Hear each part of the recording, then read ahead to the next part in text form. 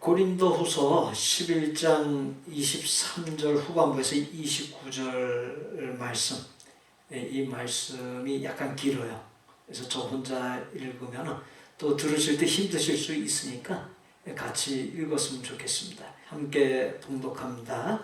내가 수고를 넘치도록 하고 옥에 갇히기도 더 많이 하고 매도 수없이 맞고 여러 번 죽을 뻔하였으니 유대인들에게 40에서 하나 감한 매를 5번 맞았으며 3번 태장으로 맞고 1번 돌로 맞고 3번 파선하고 일주야를 깊은 바다에서 지냈으며 여러 번 여행하면서 강의 위험과 강도의 위험과 동족의 위험과 이방인의 위험과 시내의 위험과 광야의 위험과 바다의 위험과 거짓 형제 중에 위험을 당하고 또 수고하며 애쓰고 여러 번 잠을 못 자고 줄이며 목마르고 여러 번 굶고 춥고 헐벗었노라.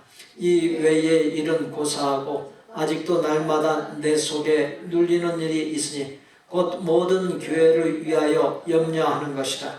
누가 약하면 내가 약하지 아니하며 누가 실족하게 되면 내가 애타지 아니하더냐.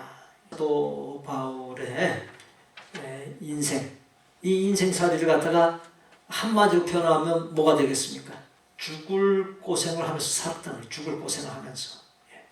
뭐 이와 같은 삶을 이 자리에 계신 분이 겪어보신 분 있으신가요?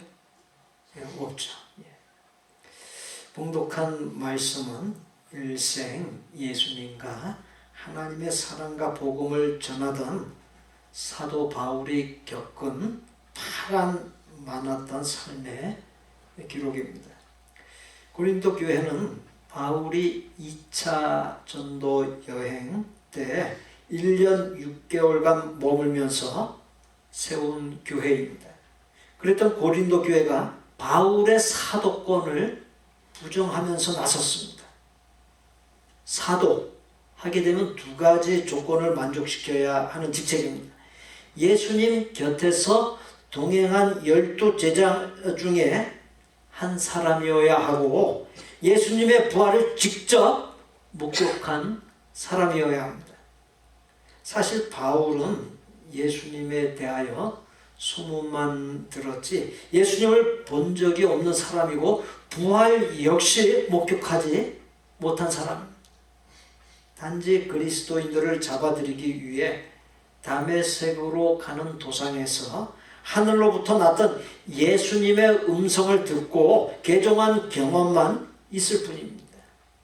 바울은 개종 이후에 일생을 독신으로 살면서 복음을 전하였고 전 세계에 예수님과 복음이 전파되는 데 있어서 가장 커다란 기여를 했던 사람입니다. 그렇게 바울은 자신에게 사도로서의 권위를 부여했고 그리고 사도성을 주장했습니다. 그러니까 자칭 사도라 하고 사는 것입니다. 그런데 고린도 교회가 바울의 사도성을 부정했습니다. 이 고린도 교회는 바울이 1년 6개월 동안 노심초사하면서 세웠던 교회예요. 그런데 다른 교회도 아니고 다른 사람들도 아니고 이 고린도 교회 성도들이 사도 바울을 너는 사도가 아니다 이렇게 부정하고 나온 것입니다. 바울에게는 매우 커다란 상처가 아닐 수 없었습니다. 고린도후서 12장 7절로 10절 말씀 또 이게 약간 길어요. 그래서 같이 봉독하면 좋겠습니다. 우리 함께 봉독합니다. 여러 계시를 받은 것이 지극히 크므로 너무 자만하지 않게 하시려고 내 육체에 가시고 사탄의 사자를 주셨으니 이는 나를 쳐서 너무 자만하지 않게 하려 하심이라. 이것이 내게서 떠나가게 하기 위하여 내가 3번 주께 간구하였더니 나에게 이르시기를 내 은혜가 네게 족하도다. 이는 내 능력이 약한 데서 온전하여짐이라 하신지라. 그러므로 도리어 크게 기뻐함으로 나의 여러 연약한 것들에 대하여 자랑하리니 이는 그리스도의 능력이 내게 머물게 하려 함이라. 그러므로 내가 그리스도를 위하여 약한 것들과 능력과 궁핍과 박해와 공고를 기뻐하노니 이는 내가 약한 그때의 강함이라. 너무나 멋진 말씀이지 않습니까? 이 사도 바울이 하나님께 받은 그 은혜와 능력이 너무 큰 거예요. 너무 크니까, 너무 크면 어떻게 되겠어요? 사람이 스스로를 높이게 되죠. 교만해지게 됩니다. 목이 뻣뻣해지게 돼 있어요. 근데 이 사도 바울에게 그 가시 같은 질병을 주셨어요. 여기 지금 3번 죽게 간구했다고 그러는데 3번은 여러 번 많이 간구했다는 얘기예요.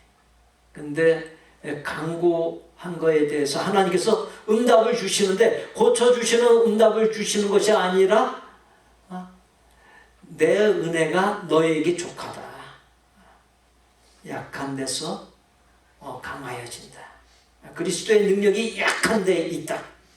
이 응답을 받고 나서 사도 바울이 그 다음부터는 가시 같은 질병이 자기를 갖다 찌를 때마다 오히려 감사하고 오히려 기뻐하고 그리고 자기의 그 연약한 모습들을 갖다가 사람들 앞에 자랑하는 것을 갖다가 즐겼습니다. 그러니까 이 말씀도 볼 때 사도 바울에게는 늘 힘든 가시가 있는 거예요.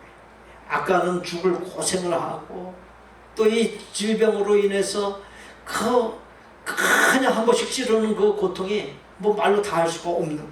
또한 본문이 기록되어 있는 빌립보서를 쓸 당시에 바울은 로마의 감옥에 갇혀 있을 때였습니다. 생각해 보십시오.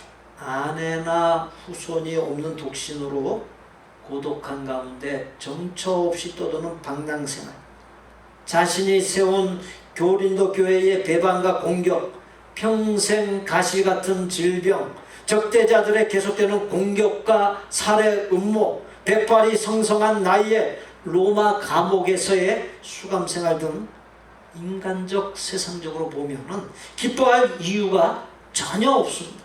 도무지 기뻐할 수 없는 상황. 그런데도 바울은 주 안에서 항상 기뻐하라. 내가 다시 말하노니 기뻐하라 했습니다. 사도 바울이 말도 안 되는 고난의 삶 속에서도 항상 기뻐하고 또 사람들에게 기뻐하라 말할 수 있었던 비결이 있습니다. 바로 주 안에서 살고 주 안에서 항상 기뻐했기 때문입니다. 제가 아까 하나님께서 인간을 지어놓은 시스템이 있다라고 그랬어요. 내가 항상 마음을 긍정적으로 가지면 내 삶이 긍정적으로 흘러가게끔 되어 있어요. 내 마음이 항상 삐딱하고 부정적이면 그럼 내 삶이 그렇게 되게끔 되어 있어요. 이게 하나님께서 인간을 지어놓은 시스템입니다. 사도 바울이 주 안에 항상 있고 주 안에서 항상 기뻐하니까 그러니까 하나님께서 사도 바울에게 그 심령의 천국의 기쁨을 주시는 거예요. 천국을 소유하면서 천국을 맛보면서 살게 해주신 것입니다. 그렇다면 주 안에서 산다고 하는 것, 그것이 무엇입니까? 자기 그림자를 벗어 던지고 싶어 하는 사람이 있었습니다. 그림자로부터 벗어나고자 힘을 다해 뛰어보고 높은 곳에서 뛰어내려 보기도 하고 땅바닥에 뒹굴러 보기도 하고 거꾸로 매달려 보았지만 아무리 해도 그림자는 몸뚱이에서 떨어져 나가지 않았습니다. 계속 끊임없이 졸졸 따라다녔습니다. 견디다 못해 그는 지혜로운 한 노인을 찾아가 고충을 털어놓았습니다. 저를 지겹도록 쫓아다니는 그림자로부터 제발 벗어나고 싶습니다. 노인은 그를 물끄러미 바라보더니 말합니다. 뭐 그런 걸 갖고서 걱정하는가? 세상에 그것처럼 쉬운 일이 없지. 고충을 해결할 수 있게 되어 매우 기뻐하며 어떻게 하면 되나요? 라고 묻자 노인은 그늘 아래로 들어가게나 그렇게 답해 주었습니다. 그렇습니다. 인생의 허다한 문제와 고통을 해결하는 길이 바로 예수님이라고 하는 그늘에 들어가는 것입니다. 왜 내가 염려하고 불안해하는 것입니다. 예수님 안에 있지 아니하고 연약한 내 안에 내가 갇혀 있기 때문입니다. 소속이 중요합니다. 소속이 행불행을 결정짓습니다. 예수님께 속해 있으십니까? 아니면 문제 많은 나와 믿을 것 못되는 이 세상에 속해 있으십니까? 아브라함이 조카 룻과 함께 가나안 땅에 거할 때였습니다. 아브라함의 목자들과 조카 룻의 목자들이 다투었습니다. 함께 거하기에 땅이 비좁았기 때문이었습니다. 그때 아브라함이 조카 룻에게 건네기를 창세기 13장 9절에 네 앞에 온 땅이 있지 아니하냐 나를 떠나라 네가 좌하면 나는 우하고 네가 우하면 나는 좌하리라 하고는 룻에게 우선권을 주었습니다. 룻에게 우선권을 주었다는 것에는 자신의 삶을 하나님께 맡긴다라고 하는 의미도 담겨 있습니다. 하나님을 전적으로 믿는 믿음의 배짱이 이 아브라함에게 있었다는 것입니다. 롯은 물이 풍부하고 기름진 땅으로 보기에 만족스러운 소돔과 고모라 땅을 선택했습니다. 그때 하나님이 아브라함에게 나타나 너는 눈을 들어 너 있는 곳에서 동서남북을 바라보라. 보이는 땅을 내가 너와 네 자손에게 주리니 영원히 이르리라 말씀해 주셨습니다. 그렇습니다. 하나님을 전적으로 믿고 따르는 사람에게 최고의 것이 주어진다는 사실을 믿으시기 바랍니다. 다니엘이 왕 외에 어떤 신이나 사람에게 무엇이든지 구하면 굶주린 사자들이 있는 굴에 쳐넣어 아주 비참하게 갈기갈기 찢겨서 죽이겠다라고 하는 왕의 금령을 어기고 사자굴에 쳐넣어졌을 때 하나님께서 사자의 입을 봉하여서 다니엘을 해하지 못하게 하셨습니다.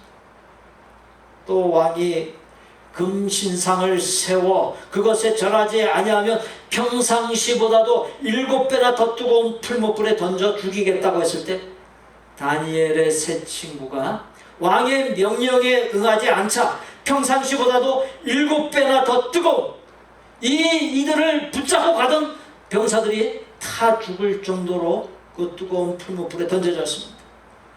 그때 머리털 하나라도 굴림을 당하지 않고 들어갔던 모습 그대로 나올 수 있었습니다. 너무도 잘 아는 이야기이지 않습니까? 다니엘서에 기록된 그 두 이야기가 시사하는 바가 무엇입니까? 그 어떠한 곤란한 상황, 위기에 놓인다 할지라도 하나님 안에 있는 사람, 하나님께 속한 사람을 사탄이나 세상이 그 어떤 힘으로도 마음대로 할 수 없다는 거예요. 하나님께서 그 사람을 반드시 책임져 주신다라고 하는 사실입니다. 온도계라고 하는 것이 있고 또 온도 조절기라고 하는 것이 있습니다. 온도계는 날씨가 추우면 수온주가 내려가고 더우면 올라갑니다. 이렇듯 상황에 따라 기분, 신앙생활이 오르락내리락 하는 사람은 바로 온도계와 같은 사람입니다. 반면에 온도 조절기는 날씨가 추우면 온도를 올리고 더우면 온도를 내려서 적절한 온도를 유지해 주는 기능을 합니다. 이렇듯 상황에 지배를 받지 아니하고 오히려 상황을 지배하고 영향을 주는 삶을 산 사람은 온도 조절기와 같은 사람입니다. 사랑하는 성도 여러분, 온도계와 같은 늘 변덕스럽고 불안한 삶, 지치는 삶, 반면에 온도 조절기 같은 최적의 삶 중에서 어떤 삶을 살기 원하십니까? 이런 말이 있습니다. 하루가 즐겁고 행복하기를 원하는가? 그러면 이발을 하라. 한 달이 즐겁고 행복하기를 원하는가? 그러면 자동차를 사라. 1년이 즐겁고 행복하기를 원하는가? 그러면 집을 사라. 평생 즐겁고 행복하기를 원하는가? 그러면 정직하게 살아라. 영원히 즐겁고 행복하게 살기를 원하는가? 그러면 예수님을 믿으라. 캘리포니아 주립대와 주 보건당국이 공동으로 30년 동안 조사한 결과에 의하면 주 1회 이상 교회에 출석한 사람들이 불신자들에 비해서 사망률이 현저하게 낮았다. 또 예일대학 심리학팀이 연구한 보고에 따르면 예수님을 잘 믿는 사람이 평균 7.6세를 더 장수한 것으로 나타났습니다. 이게 좀 잘 믿는다라고 하는 표현이 나왔는데 말 그대로 대충 믿는 것이 아닌 바르게 믿고 성실하게 믿는 것, 하나님의 기쁨과 영광이 되는 아름다운 삶을 사는 것을 의미합니다.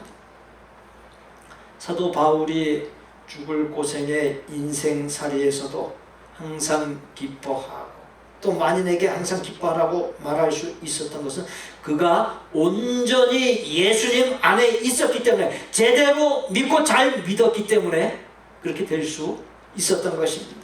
주어진 본문 7절에 그리하면 모든 지각에 뛰어난 하나님의 평강이 그리스도 예수 안에서 너희 마음과 생각을 지키시리라.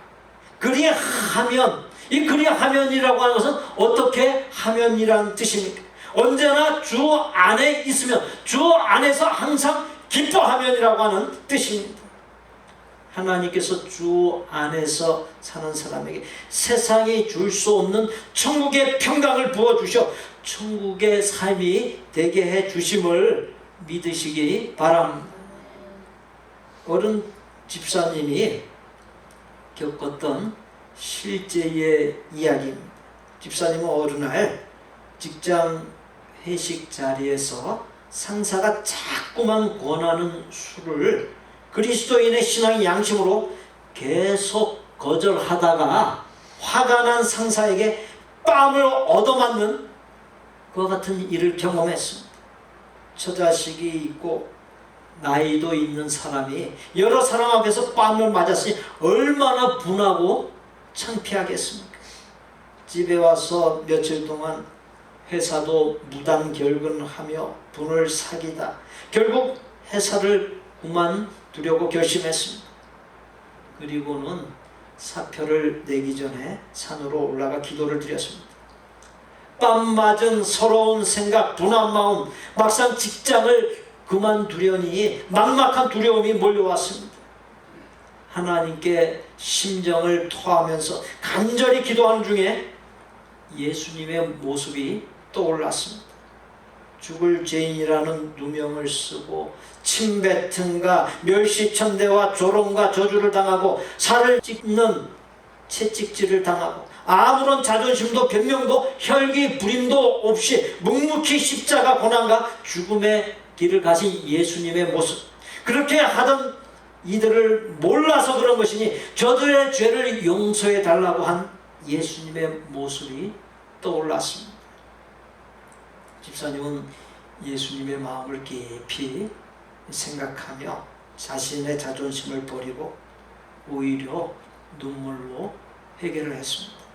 산을 내려와 다음날 직장으로 출근했습니다. 며칠간 무단결근 후에 출근이었습니다. 회사에서 그 며칠 동안 놀라운 일이 벌어졌습니다. 그의 뺨을 때린 상사가 아주 곤란한 지경에 처하였고 징계받는 상황에 놓이게 되었습니다. 상사가 회사에서 처리했던 일들과 집사님의 뺨을 때린 사건이 커다란 문제가 되었던 것입니다.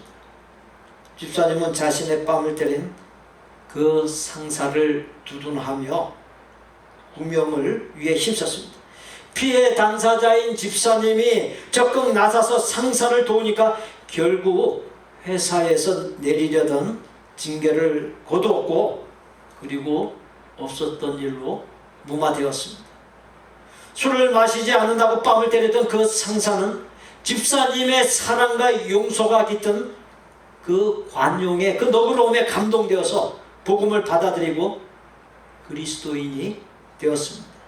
그리고 상사는 그 회사에서 신앙생활뿐만 아니라 직장 선교회의 리더가 되어서 열심으로 복음을 전하는 전도자가 되었다고 합니다. 다시 주어진 본문으로 돌아갑니다. 7절에 그리하면 하나님의 평강을 부어주신다 했는데, 그리하면은 보면 5절에 나와 있는 대로 사랑과 용서로 관용하면, 너그러운 마음을 보이면, 그것을 가리킵니다. 관용은 자신의 당연한 권리를 포기하고 다른 사람들을 향해 너그러이 대하는 태도를 말합니다.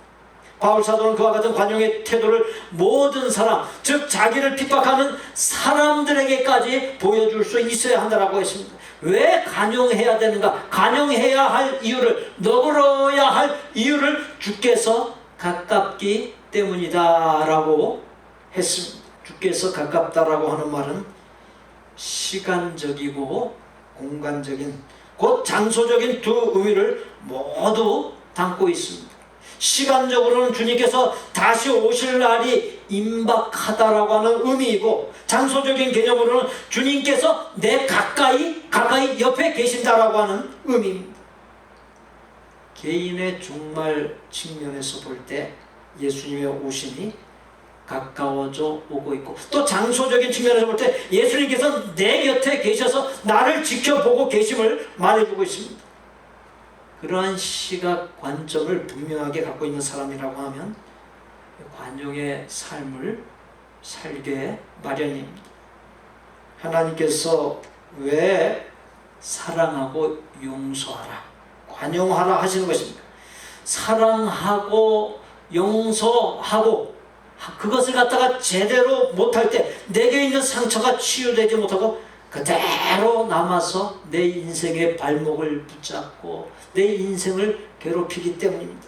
사실 사랑과 용서의 삶은 내 안에 박혀있는 상처를 치유할 수 있는 비결이요, 누구보다도 그것은 나 자신을 위한 길입니다. 상처를 주는 사람은 상처를 주었다는 사실도 모르기 때문에 잘못도 깨닫지 못하고, 더 나아가서 용서를 빌 생각은 아예 하지 못합니다. 상처를 받은 사람의 경우 상대방이 잘못에 용서를 빌지 않을 때까지 상대방을 용서하지 않는다면 그 상처 안에서, 그 감옥에서 살 수밖에 없습니다.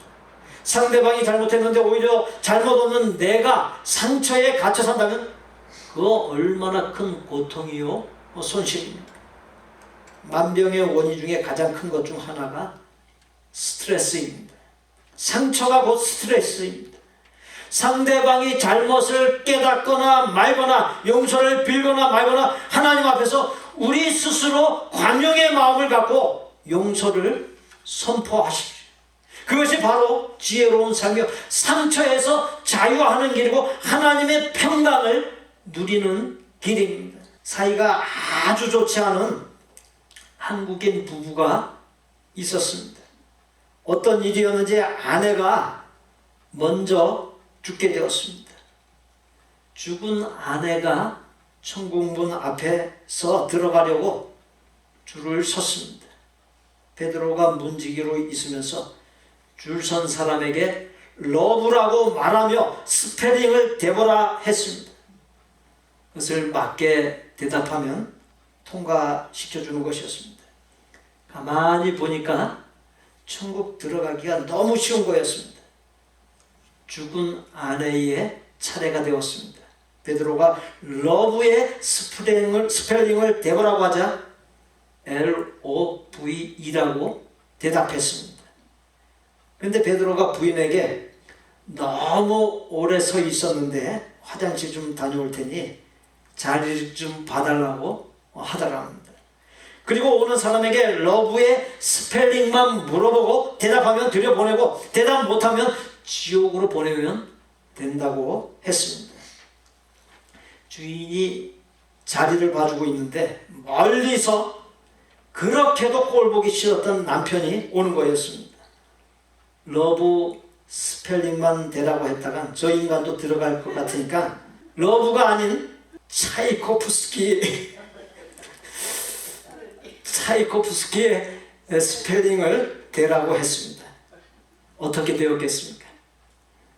스펠링이 틀려서 보기 좋게 지옥에 가고 말았습니다. 물어봅니다. 혹시 이 자리에 차이코프스키 스펠링을 틀리지 않고 말할 수 있는 분이 있으십니까? 우리 영어 잘하는 우리 정진아 집사님 스펠링 될 수 있어요? 잘 모르겠는데요. 잘 모르겠어요. 웃자고 지어낸 이야기입니다. 사실 천국은 그렇게 들어가는 곳이 아닙니다. 천국은 예수님을 잘 믿은 사람, 예수님 안에서 살았던 사람, 진정한 사랑을 하고 용서하며 관용의 삶을 살았던 사람들이 들어가는 것입니다. 그리하면 즉 첫째, 주 안에서 항상 기뻐하면, 둘째, 사랑과 용서로 관용하면, 셋째, 지난 주일 말씀드렸던 대로 염려를 기도와 간구와 감사로 바꾸면, 그렇게 할 때 모든 지각에 뛰어난 하나님의 평강이 그리스도 예수 안에서 너희 마음과 생각을 지키시리라 했습니다. 이 말씀을 따라서 삶으로 하나님의 평강이 넘치는 천국의 삶이 되시기를 예수님의 이름으로 축복합니다. 주신 말씀대로 항상 그리하면의 삶을 살게 하여 주옵소서. 예수님의 이름으로 기도하옵나이다. 아멘.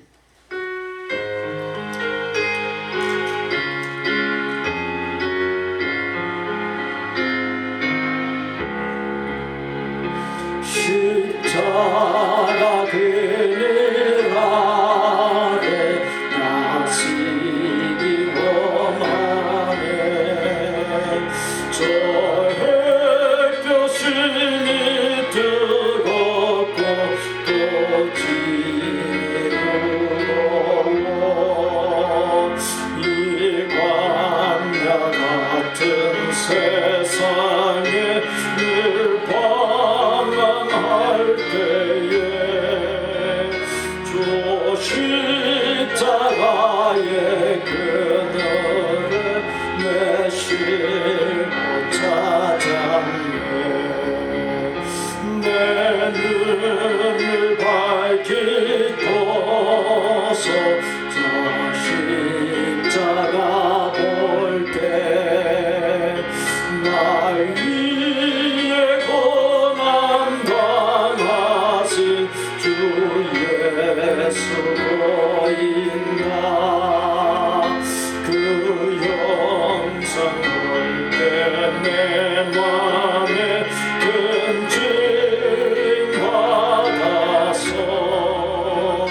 그 사랑 감당 못하여 눈물만 흘리네.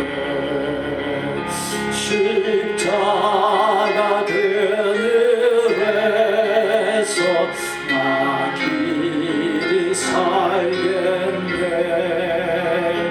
나 사모하는 광채는 주 얼굴뿐이라. 이 세상 나를 버려도 나 두려움 없네. 내 한량 없는 영광은 십자가뿐이라.